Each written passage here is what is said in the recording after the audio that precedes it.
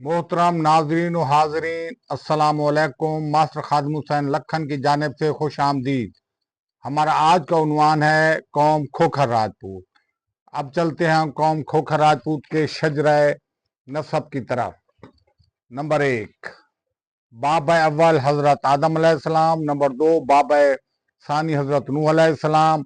Number 3, हजरत हाम अलैहिस्सलाम बलकब अबुल सियाह यानी सियाह रंगत वालों के बाप। नंबर 4, महाराज चंदर जी। नंबर 5, महाराज चंदर जी के बेटे महाराज बुद्ध जी। नंबर 6, महाराज बुद्ध के बेटे महाराज परवुर्दा सरदार हिंद। नंबर 7, महाराज परवुर्दा की चौथी पोश से महाराज पोरो उर्फ महाराज परमार अल मरूफ महाराज पमार जद्द अमजद ऑफ कौम पमार राजपूत। नंबर 8, कौम पमार राजपूत से महाराज कुकर पमार जद्द अमजद ऑफ कौम खोखर राजपूत। नंबर 9, पंजाब के खोखर राजपूतों के जद्द अमजद हादा नामी खोखर राजपूत। अब चलते हैं अगली तफसील की तरफ।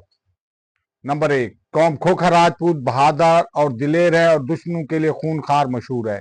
नंबर 2, कौम खोखर राजपूत से आज़ादी के मुजाहिद हस्ब झेल हैं। नंबर 1, राय शेखा खोखर राजपूत। नंबर 2, राय नुसरत खोखर राजपूत। नंबर 3, राय जसरत खोखर राजपूत। नंबर 4, राय पोरस खोखर राजपूत, जिन्होंने अंग्रेजों और मुगलों को नाकू चने चबवाए। नंबर 3, कौम खोखर राजपूत एक जंगजू और अस्करी कौम है। नंबर 4, 326 साल कबल मसीह राय पोरस खोखर ने सिकंदर आजम का मुकाबला किया था।